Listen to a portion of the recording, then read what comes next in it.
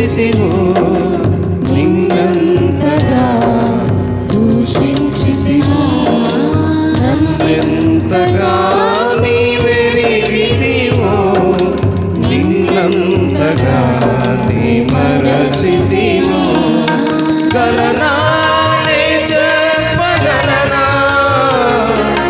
దాయనా నీ దాయగలనా, గలనా నే చెప్పగలనా, దాయనా నీ దాయగలనా. అయ్యా నా యేసయ్యా, నాదం తాళం రాగం ఎదలో నీదే, నీ ప్రేమ స్వరము. నాదం తాళం రాగం ఎదలో నీదే, నీ ప్రేమ స్వరము. ఏ రీతిగా నా హృదయము నీ ఆత్మతో దీవించావో, ఏ రీతిగా నా భారమును నీ కరుణతో మోసావో, ఏ రీతిగా నాయన నా పలుకులు నీ నామము నింపావో నేను జ్ఞాపకం చేసుకుంటున్నాను యేసు.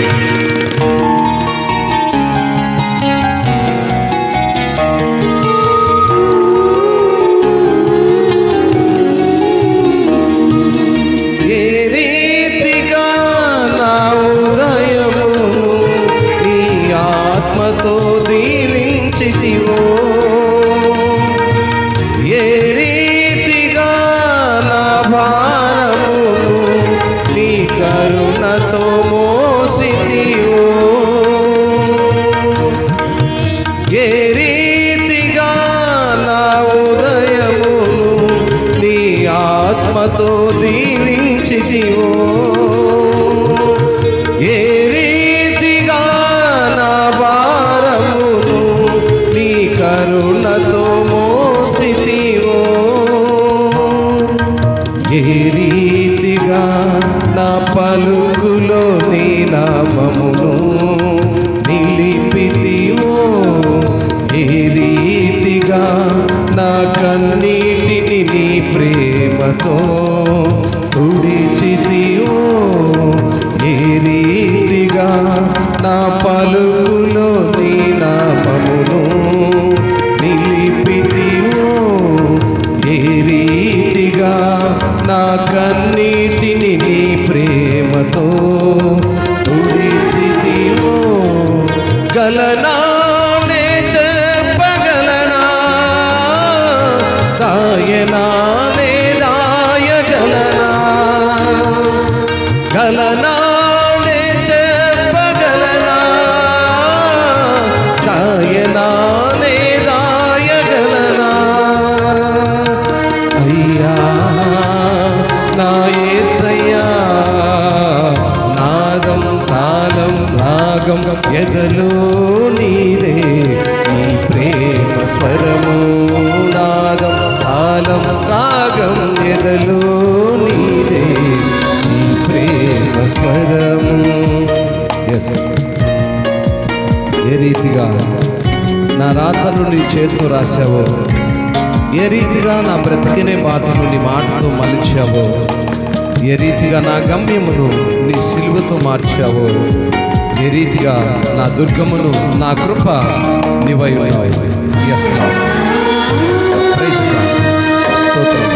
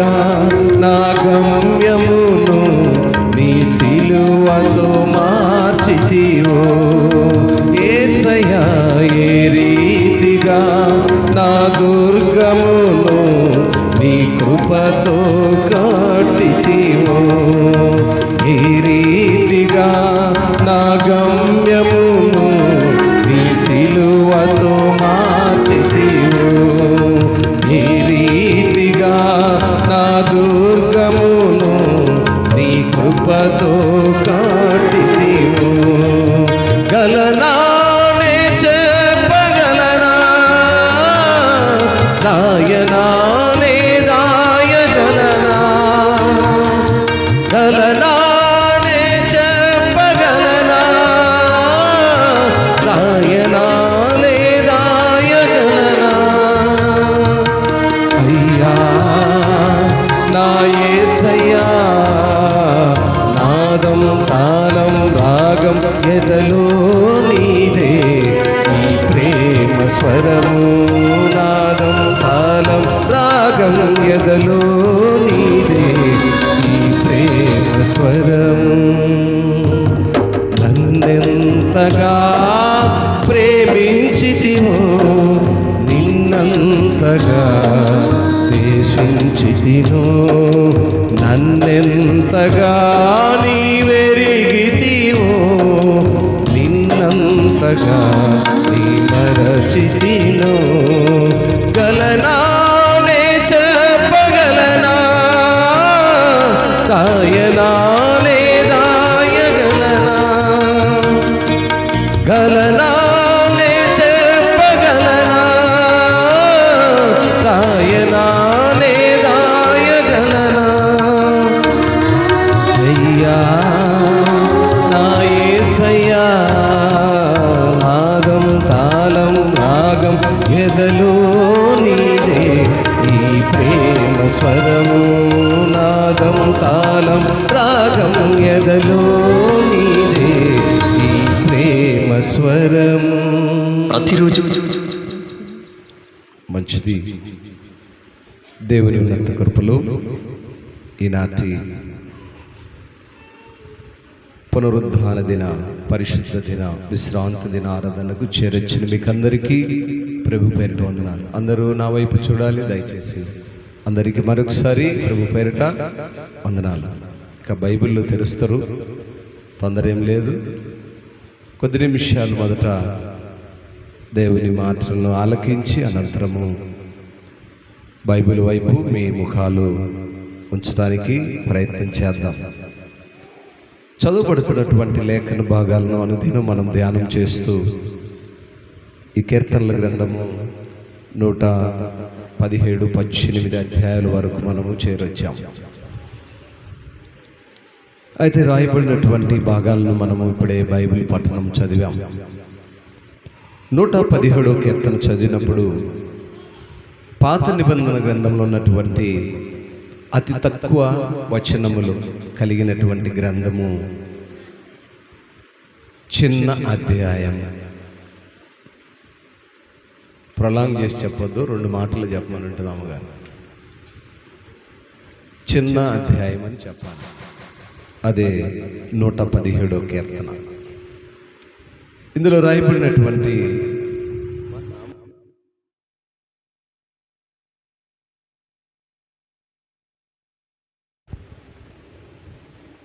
రాయబడినటువంటి రెండు మాటలు మనం గమనించినప్పుడు, మొదట దేవుని నిత్యమైన ప్రేమకు స్తుతి చెల్లించడమే ఈ 117వ కీర్తన.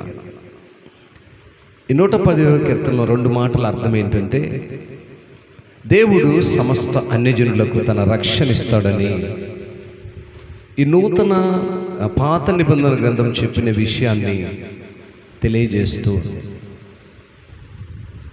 ఈ విషయాలను పౌలు కూడా మరి రోమపత్రిక 15వ అధ్యాయము 11వ వాక్యంలో ఒక మాట చదువుదాం. రోమిలికి రాసిన పత్రిక 15వ అధ్యాయం 11వ వాక్యం. మరియు సమస్త అన్యజనులారా, అమ్మా ప్రభువుని స్తుతించుడి, సకల ప్రజలు ఆయనకు కొనియాడుదురుగాక. అమ్మా, ఇది ఈ 117వ కీర్తనలో ఉన్నటువంటి అర్థం. ఓల్డ్ టెస్టిమెంట్లో 2 మాటలతో చెప్పినది భాగాన్ని న్యూ టెస్టిమెంట్లో కూడా పౌలు భక్తుడు మరలా తెలియజేశాడు. ఇదే మాటలను దావీదు కీర్తనకారుడు కూడా 67వ కీర్తనలో కూడా కొన్ని సంగతులు చెప్తాడు. గనుక ఈ 118, 17వ కీర్తన ఉన్నటువంటి మూలాంశం ఏంటంటే, దేవుడు సమస్త అన్యజనులకు తన రక్షణను ఇస్తాడని 2 మాటలలో ఈ భాగాన్ని మనం చూస్తాం. ఇక 118వ అధ్యాయంలోనికి ప్రవేశిద్దాం. 118వ అధ్యాయంలో రాయబడినటువంటి మాట అంతా కూడా దేవుని యొక్క కృపను గురించి రాయబడింది. 2 సందర్భాలు ఈ అధ్యాయములు కనపరచబడతాయి.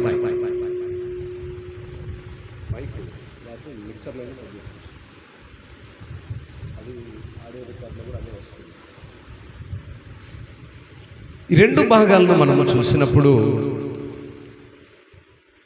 మొదటి మాటలు మనం గమనిస్తే దేవుని కృప.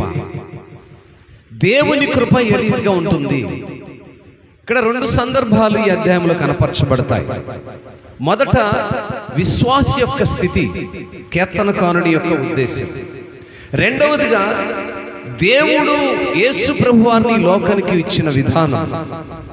ఆయన ఏమై ఉన్నాడు, ఎలా ఈ లోకంలోనికి ప్రవేశించాడు, దేవుడు ఆయనను ఏ ఉద్దేశంలో తనను వాడుకోవడానికి యేసు ప్రభువారిని లోకానికి ఇచ్చాడనే సంగతులు ఈ 118వ కీర్తనలో రాయబడినాయి. అందుకే ఈ కీర్తనను దేవుని కృప. ఏంటి దేవుని కృప? ఈ అంశము దేవుని యొక్క కృప. అందుకే మొదటి భాగాన్ని మనం చదువుకున్నప్పుడు, యెహోవా దయాళుడు, ఆయన కృప నిరంతరము నిలుచును, ఆయనకు కృతజ్ఞతాస్తుతులు చెల్లించుడి. ఆయన కృప నిరంతరము నిలుచునని ఇశ్రాయేలీయులు అందురుగాక. ఆయన కృప నిరంతరము నిలుచునని అహరోను వంశస్థులు అందురుగాక. ఆయన కృప నిరంతరము నిలుచునని యెహోవా యందు భయభక్తులు గలవారు అందురుగాక. ఆమేన్. కీర్తనకారుడు దేవుని యొక్క కృపను మనకు వెల్లడి చేస్తున్నాడు. దేవుని కృప ఎలా ఉంటుంది? దేవుని కృప ఎప్పటి వరకు ఉంటుంది? దేవుని కృపను అనుభవిస్తున్న మనము ఎలా ఉండాలి? ఎలా ఉండాలి? దేవుని కృపను అనుభవిస్తున్న మనము ఎలా ఉండాలి? చాలా శ్రేష్టమైనటువంటి మాటలు మరి కీర్తనకారుడు మనకి ఇక్కడ తెలియపరిచాడు. దేవుని యొక్క కృపను అనుభవిస్తున్న మనము ఆయనకు కృతజ్ఞతాస్తుతులు చెల్లించుటలో ఏ విధముగా ఉంటున్నాము?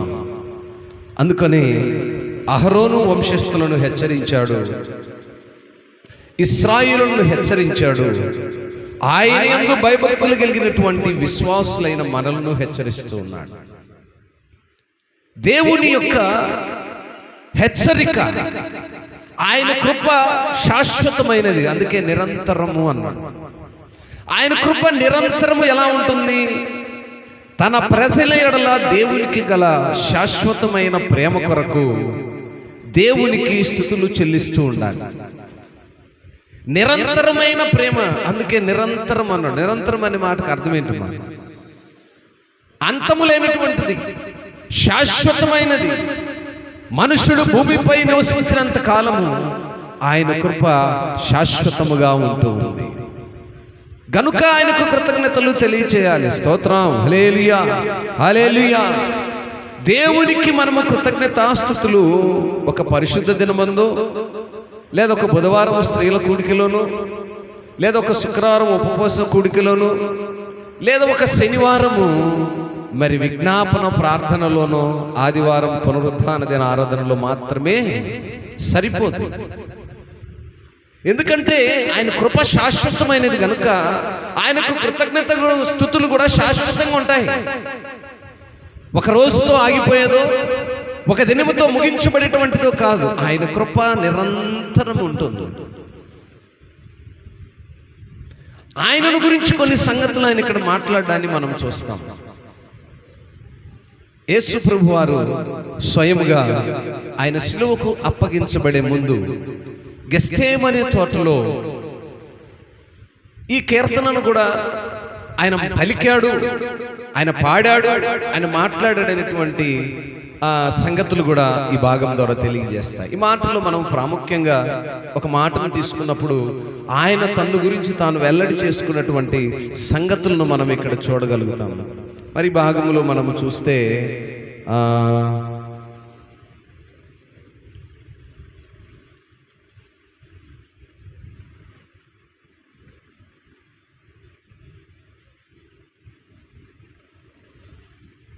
22వ వాక్యాన్ని ఒకసారి చూద్దాం.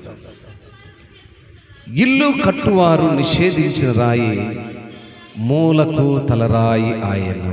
చాలు. ఈ మాటను ప్రియులారా మనం గమనించినప్పుడు తన సొంత ప్రజలే తనను ప్రక్కన పెట్టినప్పుడు యేసు ప్రభువారు ఈ మాటను తనకు అన్వయించుకున్నట్లుగా మనం చూస్తాం. తన సొంత ప్రజలైనటువంటి ఇశ్రాయేలైనటువంటి వారు తను ప్రక్కన పడేసి కృతజ్ఞత లేని వారుగా ఉన్నప్పుడు ఆయన మాటను పలికినట్లుగా చూస్తూ ఉన్నాం. ఆయన మాట పలుకుతుంటున్నాడు, ఇల్లు కట్టువారు నిషేధించిన రాయి మూలకు తలరాయి ఆయన. అనేక మంది ప్రజలు ఆయన వెలివేసినప్పుడు, అనేక మంది ప్రజలు ఆయన నిందించినప్పుడు, అనేక మంది ప్రజలు ఆయనను సిలువకు అప్పగించబడినప్పుడు ఆయన పలికినటువంటి మాట అనేక మంది తీసివేసినటువంటి రాయిగా, పనికిరాని రాయిగా, ఎన్నిక లేని రాయిగా ఆయనను ప్రక్కనేసినప్పుడు ఆయనే ఈరోజు అనేక మందికి మార్గముగాను, అనేక మందికి మూలముగాను, అనేక మంది రక్షకుడుగాను, అనేక మందిని రక్షించేవాడుగాను మరి ఈరోజు తండ్రి మరి ఆయన నిలవబెట్టుకొని ఉన్నాడు. యేసు ప్రభువారిని తలకు మూలరాయిగా ఆయన నిలబెట్టాడు. ఈరోజు మనకు మూలరాయిగా ఆయన నిలవబెట్టుకుని ఉన్నాడు. అనేక మంది ఆయనను వెలివేశారు, గేలి చేశారు, మరణమునకు అప్పగించు వరకు ఆయన వెంబడించారు, చెరసాల్లో వేయి వరకు ఆయన అనేకమైనటువంటి మాటల చేత నిందించినప్పటికీ ఆయన తీసివేసినటువంటి రాయిగా, పనికిరాని వాయిగా పక్కన పడేసిన ఆయనే మూలకు తలరాయిగా ఈరోజు నిలిచాడు. స్తోత్రం. క్రైస్తవుల యొక్క విశ్వాసం ఏంటంటే ఆయన మనల్ని రక్షించుకొని ఉన్నాడు. ఆయన సిలువకు అప్పగించబడకపోతే మనకు రక్షణ లేదు. ఆయన తన రక్తాన్ని చిందించకపోతే మనకు విమోచన లేదు. ఆయన తన రక్తాన్ని కార్చి ఉండకపోతే పాపము నుంచి విముక్తి కలిగేటువంటి దేవుని పిల్లలుగా మనం ఈరోజు ఉండేవారం కాదు. నా ప్రియ దేవుని బిడ్డలారా, ఆయన దేవుని దగ్గర చాలా సంగతులను బట్టి విజ్ఞాపన చేశారు. చూడండి, 6వ వాక్యంలో చూసినప్పుడు, యెహోవా నా పక్షమునున్నాడు, నేను భయపడను, నరులు నాకేమి చేయగలరు. ఆయన అనేక నిందల అవమానాలను భరిస్తున్నప్పుడు దేవుడే నా పక్షమునున్నాడు గనుక ఈ నరులు నన్ను గేలి చేసి నన్ను ఏం చేయగలరు. అందుకే 7వ వాక్యం ఉన్నాడు, యెహోవా నా పక్షము వహించి నాకు కాపరే ఉన్నాడు, నా శత్రుల విషయమైన నా కోరిక నెరవేరుట చూస్తాను. అక్కడ ఎంత చక్కగా దేవునిపై ఆనుకున్నటువంటి దేవుని కుమారుడుగా యేసుప్రభువు వారు కనపరచబడుతున్నారు. ఒక విశ్వాసిగా మనకుండవలసిన లక్షణాలు చూడండి. 8వ వాక్యంలో ఉంటుంది, మనుషులను నమ్ముకొనుట కంటే యెహోవాను ఆశ్రయించుట మేలు. ఈరోజు ప్రియులరా, మనుషులను మనము చాలా విషయాలపై ఆధారపడతాం, కానీ మనుషులను నమ్ముడు కంటే దేవుణ్ణి ఆశ్రయించుట మేలు. 2వ మాటలు కూడా అంటాడు, రాజులను నమ్ముడు కంటే యెహోవాను ఆశ్రయించుట మేలు. ప్రాముఖ్యముగా దేవుని యొక్క మూల ఉద్దేశం యేసు ప్రభువాన్ని ఈ లోకములోకి ఇచ్చినటువంటి ఆ కృప, అదే దేవుని కృప. దేవుని కృప ఏంటంటే యేసు ప్రభువాన్ని మనకి ఇవ్వటమే కృప. ఆయన రక్షకునిగా మనల్ని ఈ లోకంలోనికి ఆయనకి ఇవ్వటమే కృప. ఆయన సిలువకు అప్పగించబడే ఆ సమయంలో మనం గమనించినప్పుడు చూస్తున్నాం కదా, 10వ వాక్యం అంటాడు, అన్యజనులందరూ నన్ను చుట్టుకొని ఉన్నారు, యెహోవా నామమును బట్టి నేను వారిని నిర్మూలన చేస్తాను. అన్ని జనులందరూ ఆయన చుట్టుముట్టినప్పుడు దేవుని నామమే వాళ్ళందరినీ నిర్మూలన చేసి పట్టణమునకు తీసుకెళ్ళి, కందిరీగల వలె నా మీద ముసిరి ఉన్నారు, ముళ్ళు కాల్చిన మంట ఆరిపోవునట్లు వారు నన్ను నశింపచేసిరి. యెహోవా నామమును బట్టి నేను వారిని నిర్మూలన చేసి, నేను పడునట్లు నీవు నన్ను గట్టిగా తోసితివి. యెహోవా నాకు సహాయము చేసి, ఆయన నా దుర్గము, నా గానము, నా రక్షణాధారమైంది. ఆయన ఎటువంటి రక్షణ అంటే, ఆయన దుర్గముగాను, కోటగాను, కొండగాను, అండగాను నిలిచి ఆయన ఆశ్రయించలేని ప్రజలను, అన్యజనులైనటువంటి ప్రజలను ఆయన వైపు నడిపించుట కొరకే ఆయన ఈ లోకంలో మనకు రక్షకుడిగా ఇచ్చాడు, ప్రభువుగా ఇచ్చాడు, కాపరిగా ఇచ్చాడు, నాయకునిగా ఇచ్చాడు, అనేక నిందలు అవమానాలను భరించేవానిగా ఉంచాడు, కఠినమైన శిక్షను అనుభవించేవాడుగా ఉంచాడు. 17వ వాక్యంలో చూస్తే, నేను చావను, సజీవుడనై యెహోవా క్రియలను, స్తోత్రం, హల్లెలూయా. ఎవరైనా ఉన్నారండి? ఆయన మరణమునకు అప్పగించినప్పటికీ మరలా తిరిగి లేచి దేవుని కార్యములను ప్రకటించిన వాడుగా ఉన్నాడు. తన సాక్ష్యాన్ని ఆయన మరణమునకు ముందే అప్పగించుకున్నాడు. గెత్సేమనే తోటలో ఎప్పుడైతే ఆయన అప్పగించుటకు సిద్ధపడుతున్నాడో ఆ సమయంలోనే ఆయన మరణానికి ముందు ఈ సంగతులను తన శిష్యులతో పంచుకున్నట్లుగా చూస్తున్నాం. యెహోవా నన్ను కఠినముగా శిక్షించెను గాని ఆయన నన్ను మరణానికి అప్పగించలేదు. నేను వచ్చునట్లు నీతి గుమ్మములు తీయుడి, నేను వాటిలో ప్రవేశించి యెహోవాకు కృతజ్ఞతాస్తుతులు చెల్లించెదను. ఇది యెహోవా గుమ్మము, నీతి మందులందులో ప్రవేశించెదరు. స్తోత్రం. ఇది దేవుని గుమ్మము. ఈ గుమ్మములో ఎవరు ప్రవేశిస్తారట? నీతిమంతులు ప్రవేశిస్తారు. ఈరోజు ఎంతమంది అయితే ఆయన సన్నిధానంలో ఉండి ఆయన గణపరుస్తున్నారో వారందరూ నీతిమంతులుగా ఆయన గుమ్మములో ప్రవేశించిన వారుగా ఉంటారు. ఇంకా అటువంటి వారిని గురించి మరొక మాట ఇక్కడ చెప్తాడు. మనము 15వ వాక్యం చదువు. నీతిమంతుల గుడారములలో రక్షణను గుర్చిన ఉత్సాహ సునాదము వినబడును. యెహోవా దక్షిణ హస్తము సహస కార్యములను చేయును. స్తోత్రం. నీతిమంతుల గుడారాలలో ఎవరైతే నీతిమంతుడైనటువంటి యేసు ప్రభువారిని సొంత రక్షకునిగా అంగీకరించి ఆయన గుమ్మములో ప్రవేశించుంటారో, ఆ పరిశుద్ధుల సహవాసంలో ఉంటారో, ఆ రక్షణటువంటి సునాద గీతములను ఆలాపిస్తారో వారి జీవితాల్లో దేవుడు అద్భుత కార్యాలను చేస్తాడట. పరిశుద్ధుల సహవాసం ఎంతో ఉన్నతమైన సహవాసం. నీతిమంతుల గుడారం, నీతిమంతులు నివసించే స్థలాలు, నీతిమంతులు ఆయన ఘనపరిచే విధానం. ఇది ఎవరి గుమ్మము? నీతిమంతుల గుమ్మము. అందుకే ఇక్కడ మరలా ఆయన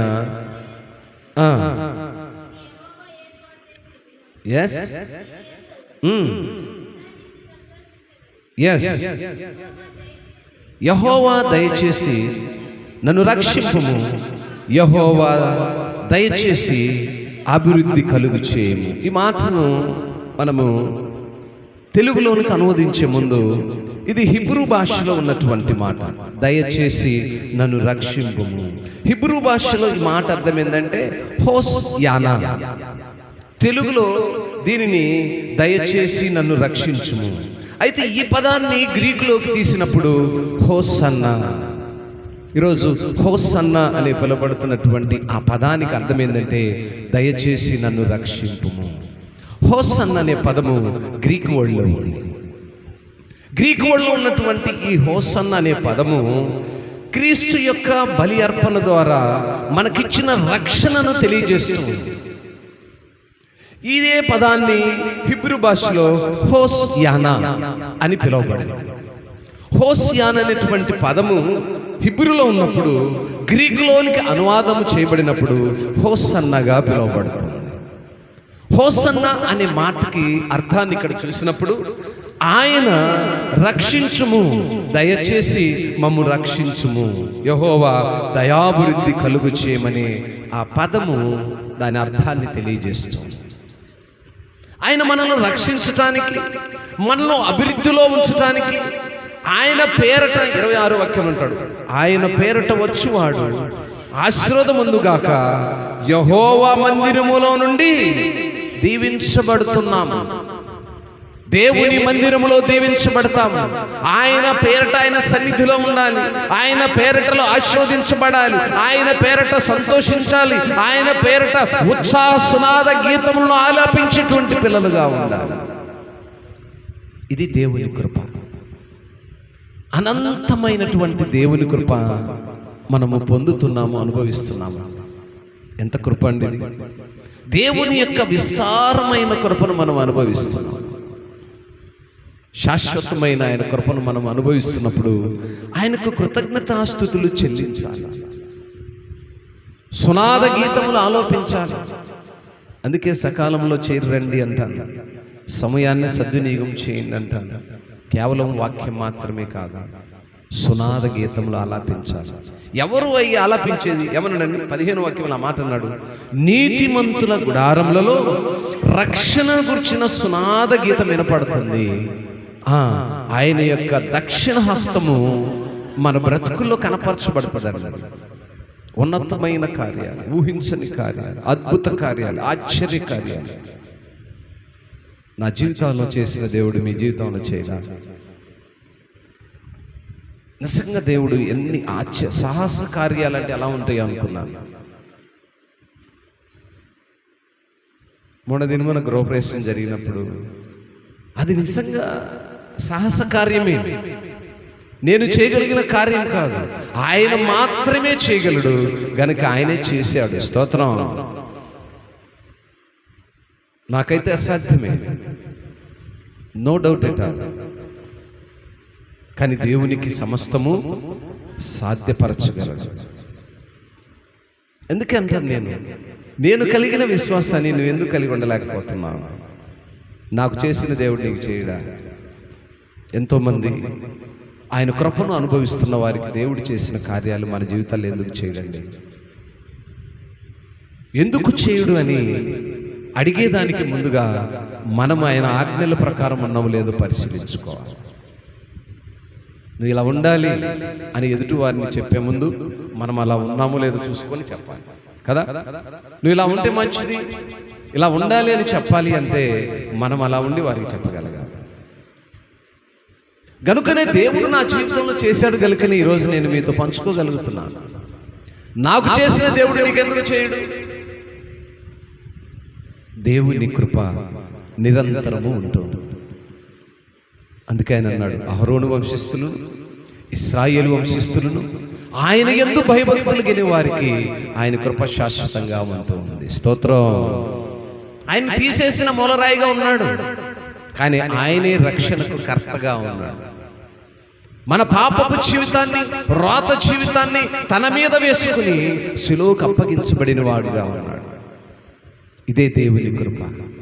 దేవుడు మనకిచ్చిన కృప ఏంటంటే ఆయనను శిలువకు అప్పగించాడు, మరణానికి అప్పగించాడు, పునరుద్ధానుడిగా లేవనెత్తాడు. బాల్యం నుంచి ఒక ప్రణాళికలో క్రీస్తు ప్రభువాన్ని ఆయన నడిపించాడు కనుక ఆయన మనకు బహుమానంగా ఇచ్చినటువంటి దేవాది దేవుడైన యేసు ప్రభువారే మనకు దేవుడిచ్చిన కృప, దేవుడిచ్చిన గిఫ్ట్, బహుమానం. మన జీవితాల్లో మనము కలిగినటువంటి బిడ్డలు, మనకు కలిగినటువంటి ఆర్థిక, శారీరక, మానసిక అవసరతలు, అక్కర్లు, అభివృద్ధి మాత్రమే కాదు, కానీ దేవుడు మనకిచ్చినటువంటి ఆ ఉన్నతమైన కృప యేసు ప్రభువాన్ని మనకి ఇవ్వడం ఎంత గొప్ప కదా. మరి నవంబర్ మాసం నుంచే మరి పండుగ దినాలు ప్రారంభమవుతాయి. ఏ పండుగ? ఏ పండుగమ్మా? యేసు ప్రభువారి యొక్క జననము పండుగ. ఈ సంవత్సరం మన సంఘంలో నవంబర్ 1వ దినం నుంచి ప్రారంభమైనాయి. చాలా దిగులుతో ఎదురు చూస్తుండేవాడిని. మరి స్టార్ తయారు చేయించాలని చాలా కాలంగా ఎప్పుడో 10 ఏళ్ల క్రితం చేసినటువంటి స్టార్ పాడైపోయిందని ఎదురు చూస్తున్నప్పుడు ఊహించకుండానే నేడు దినమున దాన్ని చాలా సులువుగా సిద్ధపరిచాం. స్తోత్రం. సహకరించిన బిడ్డలను బట్టి వందనాలు, ప్రయాసపడిన బిడ్డలను బట్టి వందనాలు. ఊహించకుండానే నూతన స్టార్ను నిన్నటి దినమున తయారు చేయించాం. గడిచిన వారము ప్రార్థన చేసి ప్రకటన చేశాం. మనం నూతన క్యాలెండర్లు మరి ప్రింట్ చేయించాలి, ప్రేరేపించబడిన వారు తెలియజేయమన్నప్పుడు హృదయపూర్వకంగా ముందుకొచ్చి ఆ క్యాలెండర్స్ విషయంలో కూడా ఎటువంటి ఆలోచన వద్దు, మిగతా పనులు ప్రారంభించండి అని మన సంఘ బిడ్డలు ప్రోత్సహించిన విధానం. ఇలాగా అనేక సంగతుల్లో మనం ముందుకు వెళ్తున్నామంటే అది దేవుని కృప.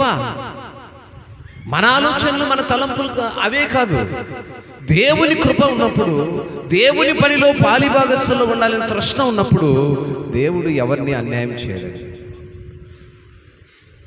ఆయన పనిలో బాలిభాగస్తులు ఉంటే అన్యాయం చేస్తాడా? మన కష్టార్జితాన్ని ఆయన కొరకు హెచ్చిస్తే అన్యాయం చేస్తాడా? ఆ రోజు మనం చూసినప్పుడు ఏమి లేని విధవరాలు తనకున్న సమస్తాన్ని ఇచ్చింది. ఈరోజు మనం ఏమివ్వగలుగుతున్నాం? దేవుని పనికి సహకరించండి అంటే మనం ఒకరి ముఖాలు ఒకరు చూసుకుంటాం. మనకు లేకన దేవుడు సమృద్ధిగా మనకు కావాల్సినంత ఇస్తున్నాడండి. నేనేంటి, మీరేంటి, మనం అందరము కూడా ఎప్పుడో కొన్ని దినాలు వెనక్కి వెళ్తే బ్రతుకు భారముగా నడిచే దినాలు. ఈరోజు బ్రతికేం భారంగా లేదు, మనకున్న లగ్జరీస్ భారంగా ఉన్నాయి అంతే. మనం అనుభవిస్తున్నటువంటి లగ్జరీస్, మనకున్న కోరికలు, మనల్ని మించిన కోరికలు మనం అనుభవిస్తున్నాం. దేవుని కృప వల్ల మనం సజీవులుగా ఉన్నాం. మనకంటే బలవంతులు, మనకంటే ధనవంతులు, మనకంటే అన్ని కలిగిన వారు ఈ లోకాన్ని విడిచిల్లారు కదా. సో మనమైతే సజీవులుగా ఉన్నాము. మనలో ఏ మంచి ఉందని? ఓన్లీ గాడ్స్ గ్రేస్, దేవుని యొక్క కృప. గ్రేస్ ఆఫ్ గాడ్, దేవుని యొక్క కృప. ఆయన కృప ద్వారానే మనం సజీవులుగా ఉన్నాం తప్ప మనలో ఏ మంచి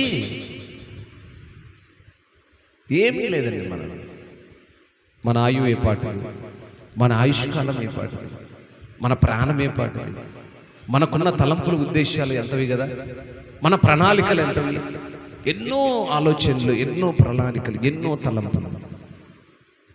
మొన్నటి దిన ఈ వర్షాలు ప్రారంభమైన సమయాల్లో మన యొక్క ఇండియా ప్రాంతమే కాకుండా ఇతర దేశాల్లో కూడా, కెన్యా, USA, ఆ ప్రాంతాల్లో కూడా ఇలాంటి విపరీతమైన వర్షాలు, జమైక్యా, మోంతా ఇలాంటి పేర్లతో అనేక ప్రాంతాల్లో భయంకరమైన వర్షాలతో వారు కట్టుకున్న గుడారాలు, ఇల్లులు, మనుషులు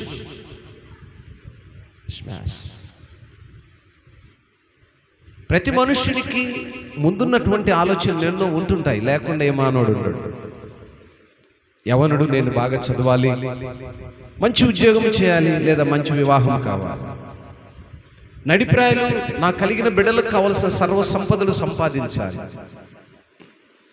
ముదిమి వయసులో ఉన్నవారు నా బిడ్డలు ఆశీర్వాదకరంగా ఉండాలి, నేను భూమిపై ఇంకా నా ఆయుష్కాలాలు పొడిగించబడాలి. ఎవరు కొదువుగా ఉన్నారు ఇక్కడ? బాల్యంలో ఉన్నవారు యవన కాలంలోనికి మేము వెళ్ళాలి, యవనములో ఏదో అనుభవించాలి, ఏదో గొప్పగా ఉండాలి. ప్రతి మనుషుడికి కోరికలు ఉంటూనే ఉన్నాయి. కానీ మనిషి ఆయుష్ ఏ ప్రాంతం? మొదటి దినమున ఒక బస్ యాక్సిడెంట్ జరిగింది. దాదాపు ఒక 20 మంది సుమారుగా మరణించారు. వారందరూ కలగన్నారా? ఏమండి, ఎవరైనా ఊహించారా? ఇలాంటి ఎన్నో ప్రమాదాలు, ఎన్నో మరణాలు, ఊహించని స్థితిలో జరుగుతున్నటువంటి మరణాలు, అద్భుతాలు కూడా జరుగుతా లేకపోలేదు. నిన్నటి దినమున ఏదో క్రికెట్ ఏదో మ్యాచ్ ఏదో జరిగింది. జమీమా అనే ఒక యవనురాలు దేవునిపై ఆధారపడింది, ప్రార్థన చేసుకుంది, సేవకుల ద్వారా ప్రార్థన చేయించుకుంది. అయ్యా, నేను ఈ క్రీడా ప్రాంగణానికి వెళుతున్నాను, నేనైతే ఏమి చేయలేను, నువ్వే నన్ను నడిపించగలవు. తను ప్రార్థించుకొని వెళ్ళింది, విజయాన్ని పొందుకుంది. వెంటనే కృతజ్ఞతలు తెలియజేసేసి ఆన్ ద స్పాట్ అదే మైదానంలో తెలియజేసేసి. దాన్ని చాలామంది వక్రీకరిస్తున్నారు. అలా ఎందుకు చెప్పాలి, ఇలా చెప్పకూడదు. నేను అంటాను, చాలామంది హైందవులను మీకు నచ్చిన దేవులను ప్రార్థన చేసుకొని మీ పనులు ప్రారంభిస్తున్నారు. దాన్ని ఎవరైనా అడ్డగిస్తున్నారా? మరి ఒక క్రైస్తవుడు ప్రార్థన చేసుకుంటూ పోయేదేంటి? ఆడ తప్పేమైంది నాకు తెలియట్లేదు. దాన్ని చాలా ట్రోల్ చేస్తూ ఉన్నారు. అలా అనకూడదు, ఇలా అనకూడదు. ఎందుకు అనకూడదు? నీకున్న స్వతంత్రం నాకు లేదా? నువ్వు వెళ్ళేటప్పుడు ఎన్నో పూజలు పతంత్రాలు చేసుకొని వెళ్తున్నావు. నీకు నచ్చినది ఆ విశ్వాసాన్ని నేను కాదనలేదు కదా. నా విశ్వాసాన్ని కాదనడానికి నువ్వెవరండి? అనేక కార్యాలు దేవుడు చేస్తున్నప్పుడు అనేక మంది అన్యుల జీవితాల్లో ఈ విధానం మారాలి. అందుకే కీర్తనకారుడు దేవుని కృప శాశ్వతమైందన్నాడు. ఆయన కృప అనంతమైనది. అది ఎవరిపైన ఉంటుందంటే ఆధారపడి ఉన్నతమైన కృప కొరకు ఎదురు చూసే వారిపై ఉంటుంది. అదేదో కొద్ది రోజులు మాత్రమే, కొంతసేపు మాత్రమే, ఆ క్షణం మాత్రమే పొందుకుంటే మళ్ళీ క్షణంలోనే మాయమైపోతుంది. ఆయన ఇవ్వగలడు, మరలా తీసుకోగలడు. ఎందుకంటే ఇచ్చిన వాడికి తీసుకునే హక్కు ఉంది. మనందరినీ ఆయన కొన్నాడు, ఇచ్చాడు, మరలా ఆయన తీసుకుంటాడు. ఇందులో తప్పేం లేదు. దాని గురించి చింతపడాల్సిన అవసరమే లేదు. నేను అందుకే చెప్తుంటాను, ఎవరైనా మరణించినప్పుడు చింతపడద్దు. నేనైనా మరెవరైనా మరణం అందరికి సంప్రాప్తం. మనం ఈ భూమిపైన ఈ భూమిపైన మన యొక్క పరిస్థితి ఏంటంటే ప్రయాణం. This is the journey. మనం ఎక్కడికి రీచ్ అవ్వాలో అక్కడి వరకు ప్రయాణమే. మొన్న సోదరుడు వచ్చాడు, ఒక బ్రదర్ మా ఇంటి వచ్చి, అన్న బాగున్నారా, అక్క బాగున్నారా అన్నప్పుడు ఏముండి, నాన్న బాగున్నాడా? ఆయన వాళ్ళ ఊరికి వెళ్ళాడు. వాళ్ళ ఊరు అనగానే అమ్మగారు కొద్దిసేపు ఆలోచన చేస్తుంది. రెండు మనసులు వస్తున్నాయి. ఊరంటే మొదట నిజంగా వాళ్ళ సొంత ఊరేరాలా లేకపోతే మరణించాడా, ఏమనుకోవాలి, ఏమనుకుంటే ఏం బాధపడతారో మైండ్ లేదు. ఒక ప్రశ్న అయిపోయింది. అలా ప్రశ్నిస్తూ మాట్లాడుతున్న సమయంలో అక్కడ చెప్తున్న ఆ సంగతి ఏంటంటే, ప్రశ్నించి అడిగారు.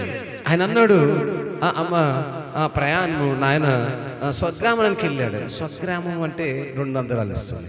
జాగ్రత్తగా ఆలకించాడు.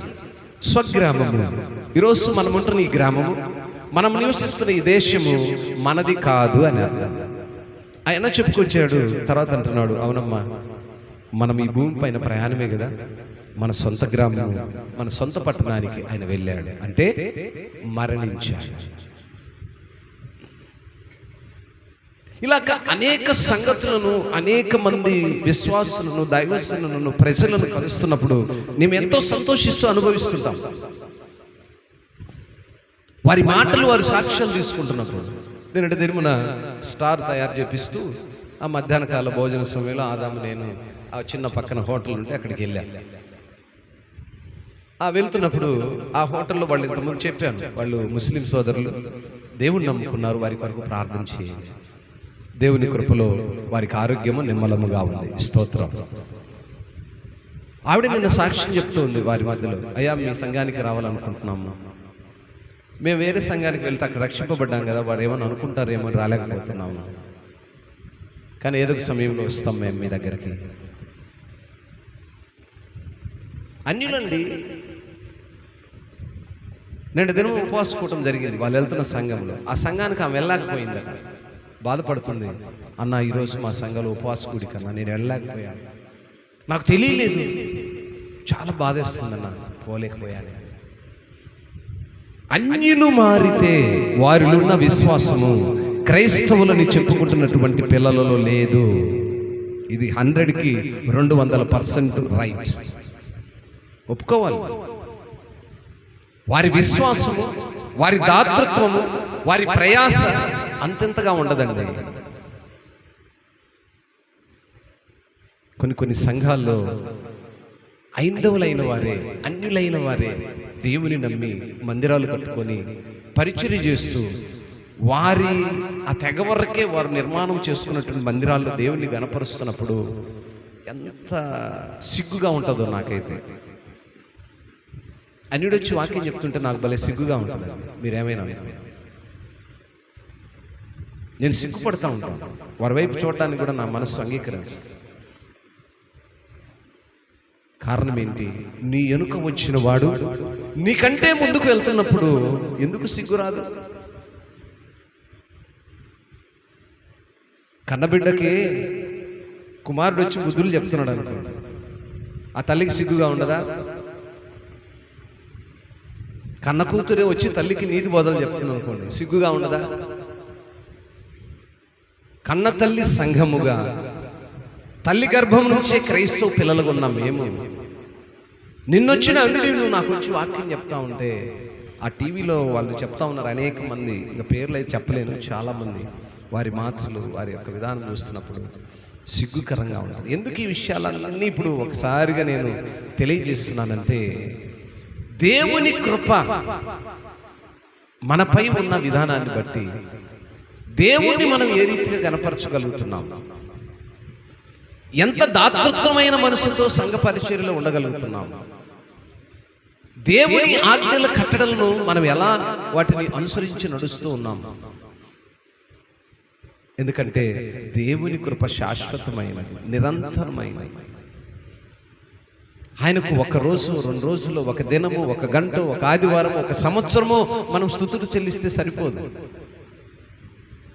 ఒక అన్యుడు అన్నాడు గడిచిన క్రిస్మస్ దినాల్లో, ఎందుకు మీరు సంవత్సరము క్రిస్మస్ చేసుకుంటారు, ప్రతి సంవత్సరం యేసుప్రభు పుడుతుంటాడా? మంచిదే, ప్రశ్న బాగానే ఉంది. మరి ప్రతి సంవత్సరం నువ్వు పుట్టినరోజు చేసుకుంటావు ఎందుకు? నీకు 70-80 సంవత్సరాలు వచ్చి ఉంటాయి. ఈరోజు పెద్ద పెద్ద జాతి నాయకులు వాళ్ళకు 70-80 సంవత్సరాలు, వాళ్ళను గురించి పెద్ద ఫ్లెక్సీలు వేసి పోస్టర్లు వేసి, మన పిల్లలు కూడా ఎవరో మొన్నప్పుడు 7 ఏళ్ళలో చూసాను, ఎవరిదో పుట్టినరోజు పోస్టర్లు పెట్టిన మనగాళ్ళు. నీ పుట్టినరోజు నువ్వు చేసుకోవడానికి లేదు, ఎవడిదో వాడి బొంద, ఆడి బొందకు నీ బొంద పుట్టినరోజు పాస్టర్. ఎంత దరిద్రాలంటే ఇవి. ఆడెవడా అంటున్నాడు యేసు ప్రభు ప్రతి సంవత్సరం పుడతాడా? మరి నువ్వు ప్రతి సంవత్సరం ఎందుకు ఫ్లెక్సీలు వేసి పోస్టర్లు వేసి వాడెవడిదో నువ్వెందుకు చెప్తున్నా? ఆయన ఒకసారి పుట్టాడు, ఆయన పుట్టుకలో ఉన్న విశిష్టతను జ్ఞాపకం చేసుకోవడానికే క్రిస్మస్ చేస్తున్నాము. స్తోత్రం, హల్లెలూయా. క్రిస్మస్ అంటే మేము ఆయన యొక్క పుట్టినరోజున ఆయన ఆరాధిస్తున్నాం అంతే.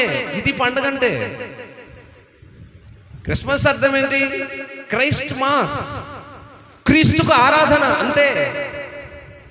అది తెలియని పనికి మాల గాడిదలే ఏం మాట్లాడుతూ ఉంటారు. కొన్ని విషయాలు తెలియదు, ఏదో ఒకటి పట్టుకొని ఏదో అనేస్తే పోద్ది అనే విధంగా వెళ్ళిపోతా ఉన్నారు. క్రీస్తుకు ఆరాధన అంతే.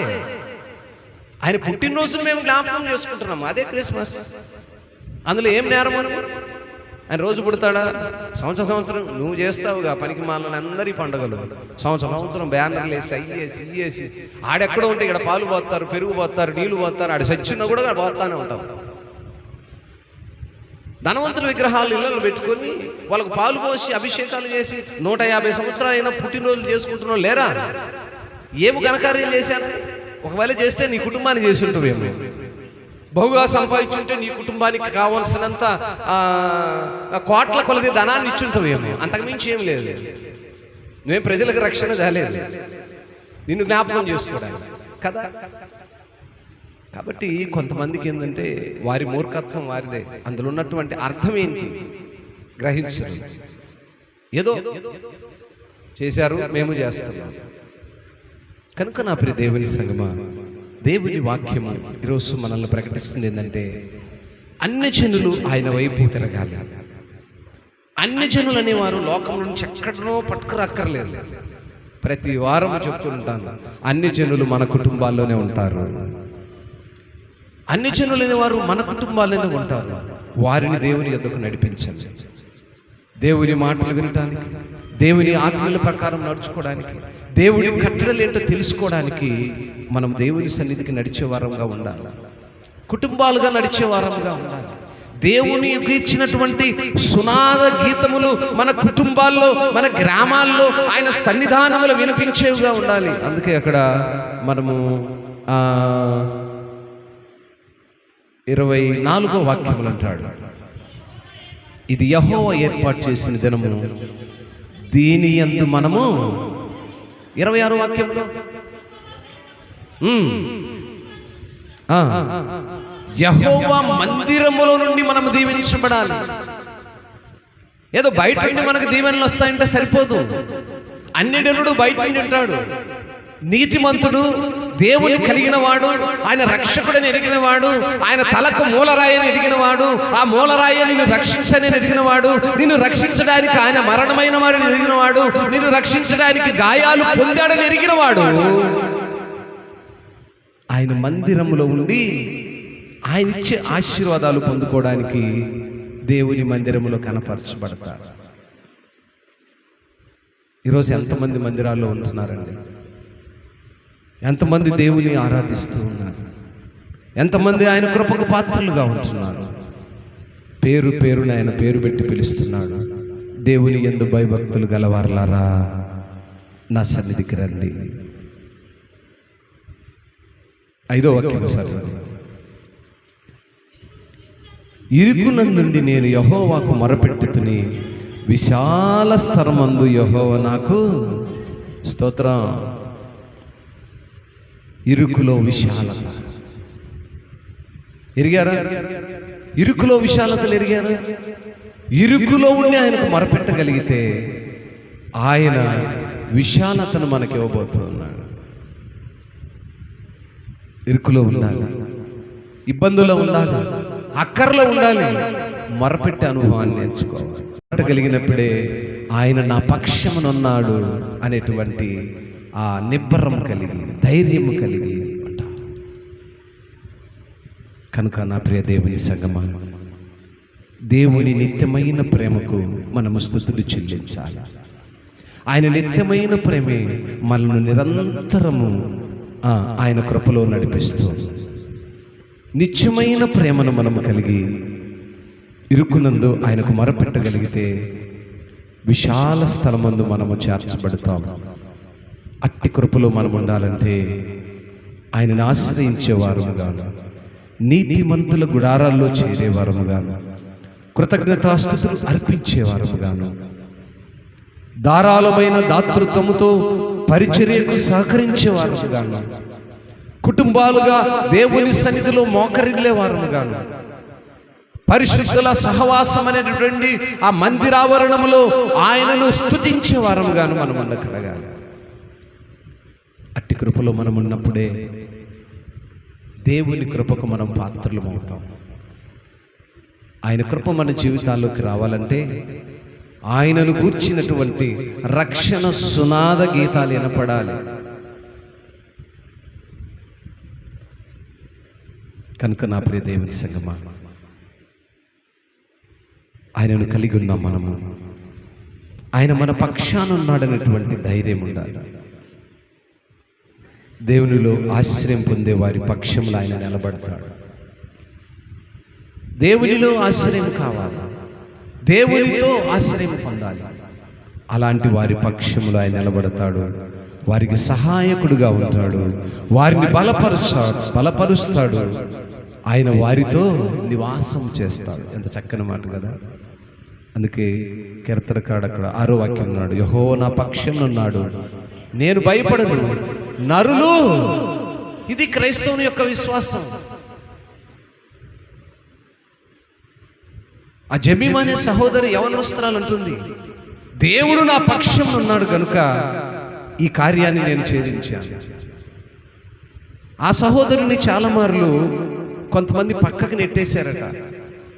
యేసు ప్రభువుని ఆరాధించినందుకు, యేసు ప్రభు దేవుడు అని చెప్పినందుకు ఆ క్రికెట్ టీంలో ఏముంటుంది, ఒక అది ఉంటుంది కదా, మెంబర్షిప్లో ఉంటుంది. దేనికి? ఏమి నువ్వు ఇప్పుడు ఆ టీంలో అనేక మంది కులాల వాళ్ళు ఉన్నారు. క్రైస్తవుడు ఉన్నాడు, హిందూ ఉన్నాడు, ముస్లిం ఉన్నాడు, సిక్కు ఉన్నాడు, ఇంకా ఎంతో మంది ఉన్నారు. వారందరూ ఆరాధించుకోగలిగలేదు, తను ఆరాధించుకుంటే నీకు వచ్చిన నష్టం ఏంటి? కొన్ని దినాలు మెంబర్షిప్ తీసేశారట ఆ సహోదరికి. ఆమె సాక్ష్యాలు కొన్ని బయటకు వస్తున్నప్పుడు ప్రపంచంలో ఉన్న క్రైస్తవులందరూ ఎంతో గర్వపడుతూ ఉన్నారు. కేవలం ఆమె గెలిచినందుకైతే కాదు, కానీ ఆమె సాక్ష్యాన్ని బట్టి. ఈరోజు నేను మాట్లాడుతుంది తన సాక్ష్యం. ఆటల్లో గెలుపు ఓటములు సహజమండి. నేను దాన్ని ఒప్పుకోను. గెలుపు ఓటములు సహజం. ఆమె గెలిచినందుకు కాదు, ఆమె సాక్ష్యాన్ని బట్టి. దేవుడు నా జీవితంలో ఈ కార్యం చేశాడు అని ప్రకటించిన విధానాన్ని బట్టి, నన్ను వెలివేసినప్పుడు ఆయన నా పక్షమునున్నాడు, నరులు నన్ను ఏమి చేయగలరనేటువంటి తనకున్న నిరీక్షను బట్టి,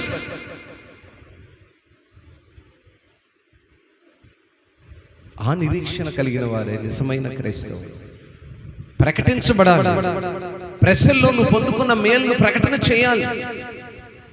నువ్వు పొందుకున్న ఆశీర్వాదాలు అనేక మందికి తెలియచేయాలి.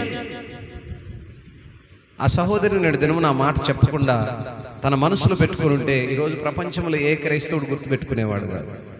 నేడు దినమున ఇన్ని స్క్రోలింగ్లు వచ్చినాయి. ఎంతమంది సేవకులు అమ్మాయిని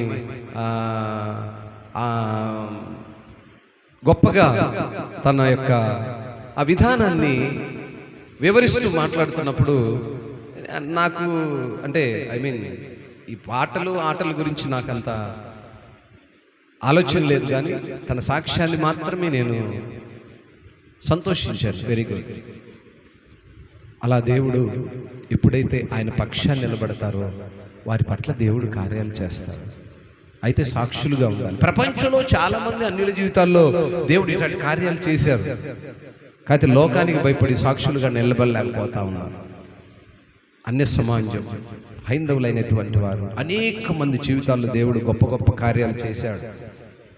చేసిన వారిలో కొంతమంది చెప్పుకోగలిగారు, కొంతమంది లోకానికి భయపడి సాక్షులుగా ఉండలేకపోయారు. ఎనీహౌ దేవుని కృప నిరంతరము ఈ మాటలు వింటున్న, ఈ మాటలను ఆలకించిన వారి యొక్క జీవితాల్లో, మన జీవితాల్లో నిరంతరము నిలుచునుగాక. ఆమేన్. అందరం లేచి నిలబడదాం. దేవుని స్తుతించి ఆరాధించి ఘనపరిచి మహిమపరిచి ఆయన చిత్తాన్ని అడిగి తెలుసుకుని, నాయనా ఇదిగో నీవు తీసివేయబడినటువంటి రాయవలే ఉన్నావు, కానీ ఆ రాయి తలకు మూల రాయి. ఆ కృప మాకు ఇచ్చినావు, నిజంగా మేము ధన్యులము. ఆ కృపలో మమ్మల్ని నుంచావు, నిజంగా మేము ధన్యులము. శాశ్వతమైనటువంటి నీ కృప మాపై ఉంచు. శాశ్వతమైనటువంటి ప్రేమతో మమ్మల్ని నిలవబెట్టు. నీ కృప నిరంతరం ఉంటుంది అని మనము కళ్ళు మూసి కొద్ది నిమిషంలో, అయ్యా నిజంగా మమ్మల్ని ఈ లోకంలో ఉంచినందుకు విధానాన్ని బట్టి స్తోత్రాలు, సజీవులుగా ఉంచిన విధానాన్ని బట్టి స్తోత్రాలు, ఏ మంచి లేని మమ్మల్ని నిలవబెట్టుకున్నందుకు స్తోత్రాలని దేవుని సన్నిధిలో ఆయన అడుగుదామా? ఆయన స్తుతిస్తామా? అందరమును కళ్ళు మూసి, ప్రభువా నీకు స్తోత్రం, నీకు వందనాలయ్యా, నన్ను ఉంచినందుకు నీకు స్తోత్రాలయ్యా, స్తోత్రం. Praise God. ప్రతి ఒక్కరికి సంతోషంగా ఆయన ఆరాధించడం, కళ్ళు మూసి ఎవరు ఒకరు వైపు ఒకరు చూడక ఆత్మపూర్వకంగా మనపూర్వకంగా నీ హృదయాన్ని ఆయనకు అప్పగించు, నీ హృదయాన్ని ఆయనకు అప్పగించు. నీ కన్నులు మూసి, అయ్యా ఇదిగో హృదయపూర్వకంగా మనపూర్వకంగా నిన్ను ఆరాధిస్తాను. మేలు చేయక నీవు ఉండలేవయ్యా, ఆరాధించక నేను ఉండలేనయ్యా. మేలు చేయక నీవు ఉండలేవయ్యా, ఆరాధించక నేను ఉండలేనయ్యా. యేసయ్యా, నోరు తెరిచి ప్రతి ఒక్కరు యేసయ్యా, యేసయ్యా, యేసయ్యా, యేసయ్యా, స్తోత్రం. యేసయ్యా, ప్రతి ఒక్కరు మీ చేతులు ఆయన వైపు చూపించి, అయ్యా అని నోరు తెరిచి, నోరు తెరిచి పిలువు.